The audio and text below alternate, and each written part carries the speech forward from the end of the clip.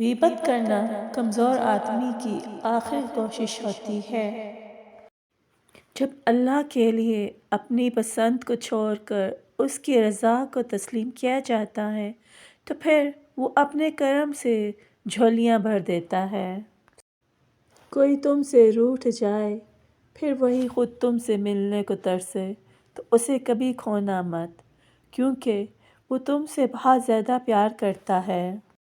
تنہائی میں گناہوں سے بچو، کیونکہ اس کا گواہ خود اللہ تعالیٰ ہے۔ نیکی کا ارادہ شر کی آگ کو بجھا دیتا ہے۔ جو شخص موت کو یاد رکھتا ہے وہ تھوڑی سی دنیا پر بھی خوش ہو جاتا ہے۔ سب سے زیادہ قابل نفرت وہ شخص ہے جو لوگوں میں عیب تلاش کرتا ہے۔ اے اللہ، جب میں نے تجھ سے نہ مانگا تب بھی تو نے مجھے عطا کیا، تو یہ کیسے ممکن ہے کہ میں تجھ سے مانگوں اور تو عطا نہ کرے؟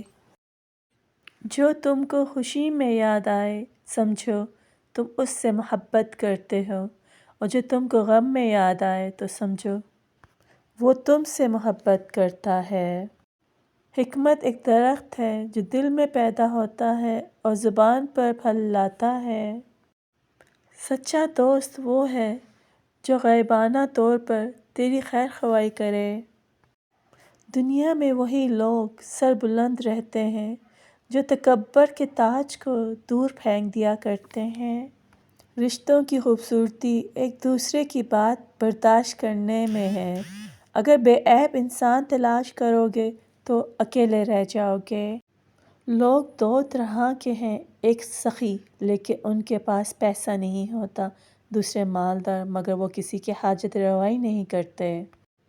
جو دل دوسروں کی تکلیف دیکھ کر بے چین ہو جائے تو جان لو کہ اس دل میں اللہ رہتا ہے۔ انسان کے جسم کا سب سے خوبصورت حصہ دل ہے، اگر یہی صاف نہ ہو تو چمکتا چہرہ کسی کام کا نہیں۔ صورت اور سیرت میں سب سے بڑا فرق یہ ہے کہ صورت دھوکہ دیتی ہے جبکہ سیرت پہچان کرواتی ہے۔ میں نے رب کو اپنے ارادوں کے ٹوٹنے سے پہچانا۔ اس سوچ کے ساتھ زندگی میں آگے بڑھو کہ اللہ نے یقیناً بہترین ہی سوچا ہوگا۔ جو انسان کسی کے احسان کا شکر گزار نہیں ہے وہ آئندہ ضرور اس سے محروم ہو جاتا ہے۔ جس شخص کے دشمن نہ ہو اور سب دوست ہوں اس جیسا منافق کوئی نہیں، کیونکہ دشمن اس کے ہوتے ہیں جو حق کی بات کرتا ہے۔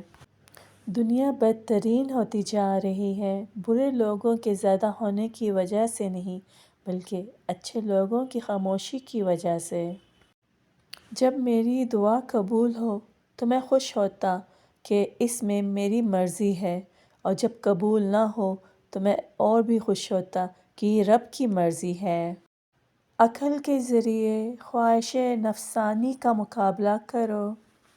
یہ دنیا بھی کتنی عجیب ہے، ایماندار کو بیوقوف، بے ایمان کو عقل مند اور بے حیا کو خوبصورت کہتی ہے۔ ڈر ناکامی سے ملا ہوا ہے۔ دنیا تمہیں اس وقت تک نہیں ہرا سکتی جب تک تم خود سے نہ ہار جاؤ۔ تمہاری نیت کی آزمائش اس وقت ہوتی ہے جب تم کسی ایسے انسان کی مدد کرتے ہو جس سے تمہیں کسی چیز کی لالچ نہ ہو۔ حضرت علی نے فرمایا، بہتر ہے اور ایمان کا حصہ ہے، بلکہ یہاں تک فرمایا کہ صبر کا مقام ہے۔ انسان کے جسم کا سب سے خوبصورت حصہ دل ہے، اگر یہی صاف نہ ہو تو چمکتا چہرہ کسی کام کا نہیں ہے۔ حضرت علی نے فرمایا، لینا کہ میں اس بارے میں نہیں جانتا، یہ بھی آدھا علم ہے۔ بڑا گہرا تعلق ہے، اس لیے صبر کا دامن کبھی نہیں چھوڑنا چاہیے۔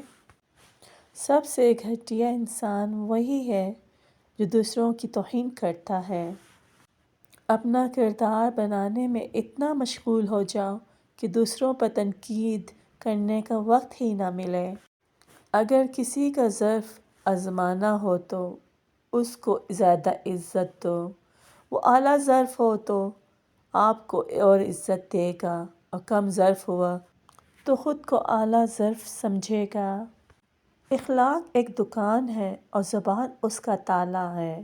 تالا کھلتا ہے تو معلوم ہوتا ہے کہ دکان سونے کی ہے یا کوئلے کی۔ ہمیں چاہیے کہ اپنی ہر چیز دوست کے لیے قربان کر دیں، پر کسی چیز کے لیے اپنے دوست کو قربان نہیں کرنا۔ توکل یہ ہے کہ آدمی اپنی قوت اور طاقت سے ہٹ کر تقدیر الہی پر راضی رہے۔ جب میں دسترخوان پر 2 رنگ کے کھانے دیکھتا ہوں تو لرزا جاتا ہوں کہ آج پھر کسی کا حق مارا گیا ہے۔ حضرت علی نے فرمایا، انسان کو اچھی سوچ پر وہ انعام ملتا ہے جو اسے اچھے اعمال پر بھی نہیں ملتا، کیونکہ سوچ میں دکھاوا نہیں ہوتا۔ جن جسموں پر خواہشات کی حکمرانی ہو وہ گناہوں کی قید سے کبھی آزاد نہیں ہو سکتے۔ بے شک تیرا وقت تیری عمر کا حصہ ہے، بس اپنا کوئی وقت ایسے کام میں خرچ نہ کر جو تیری نجات کے لیے مفید نہ ہو۔ اگر انسان کو تکبر کے بارے میں اللہ کی ناراضگی اور سزا کا علم ہو جائے تو بندہ صرف فقیروں اور غریبوں سے ملے اور مٹی پر بیٹھا کرے۔ مولا علی فرماتے ہیں، دوست کا امتحان مصیبت میں ہوتا ہے، بیوی کا امتحان غربت میں، مومن کا امتحان غصے میں، آنکھ کا امتحان بازار میں، زبان کا امتحان محفل میں، دل کا امتحان عشق میں، ہاتھ کا امتحان کھانا کھانے میں، اور انسان کا امتحان قبر میں ہوتا ہے۔ جسے تقدیر پر یقین ہوتا ہے وہ اپنے اوپر نازل ہونے والی مصیبتوں سے نہیں گھبراتا۔ حضرت امام علی کے پاس یہودی عالم آیا اور اس نے کہا کہ مجھے بتائیں وہ کون سے 2 دوست ہیں جو آپس میں کبھی دشمن نہیں بنیں گے، اور وہ کون سے دشمن ہیں جو کبھی دوست نہیں بنیں گے۔ مولا علی نے فرمایا، وہ 2 دوست جو کبھی دشمن نہیں بنیں گے وہ روح اور جسم ہیں، اور وہ 2 دشمن جو کبھی دوست نہیں بنیں گے وہ موت اور زندگی ہے۔ جس کو تم چاہو اس کو کبھی آزمانا مت، کیونکہ اگر وہ بے وفا نکلا تو دل تمہارا ہی ٹوٹے گا۔ بارش کا قطرہ سیب اور سانپ دونوں کے منہ میں گرتا ہے، لیکن سیب اسے موتی اور سانپ اسے زہر بنا دیتا ہے۔ جس کا جیسا ظرف ویسی ہی اس کی تخلیق۔ اللہ تعالیٰ کی فرما برداری سب آفتوں سے بچنے کی ڈھال ہے۔ اسے اپنا کوئی راز مت بتاؤ جس کا کوئی راز تمہارے پاس نہ ہو۔ کسی انسان کی محبت پانا چاہتے ہو تو اس کو بتا دو، کیونکہ زندگی موقع کم اور دھوکہ زیادہ دیتی ہے۔ تم کسی کو چاہو اور وہ تمہیں ٹھکرا دے تو یہ اس کی بد نصیبی ہے، اس کے بعد تم کو اس کی زبردستی اپنانا چاہو تو یہ تمہارے نفس کی ذلت ہے۔ کسی کے خلوص اور پیار کو اس کی بیوقوفی مت سمجھو، ورنہ کسی دن تم خلوص اور پیار تلاش کرو گے اور وہ لوگ تمہیں بیوقوف سمجھیں گے۔ قرآن پاک کے نور سے شفا حاصل کرو، کیونکہ یہ دلوں کی بہار ہے۔ لوگوں کے اخلاق کے مطابق ان سے میل جول رکھو اور اعمال میں ان سے علیحدہ رہو۔ جھوٹے کو جھوٹ کی وجہ سے 3 مصائب پیش آتے ہیں۔ اللہ تعالیٰ اس سے ناخوش ہوتا ہے، لوگ اسے ذلیل و خوار سمجھتے ہیں، اللہ تعالیٰ کے فرشتے بھی اس سے ناخوش ہوتے ہیں۔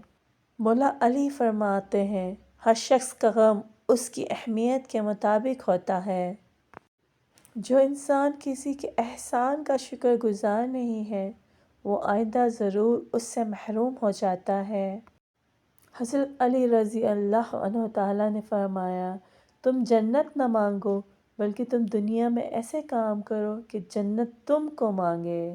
کوئی تم سے بھلائی کی امید رکھے تو اسے مایوس مت کرو، کیونکہ لوگوں کی ضروریات کا تم سے وابستہ ہونا تم پر اللہ کی عنایت ہے۔ خوبصورت چہرہ بھی برا ہو جاتا ہے، پرکشش جسم بھی ایک دن ڈھل جاتا ہے، لیکن ایک اچھا انسان ہمیشہ رہتا ہے۔ بہترین انسان اپنے عمل سے پہچانا جاتا ہے، ورنہ اچھی باتیں تو برے لوگ بھی کرتے ہیں۔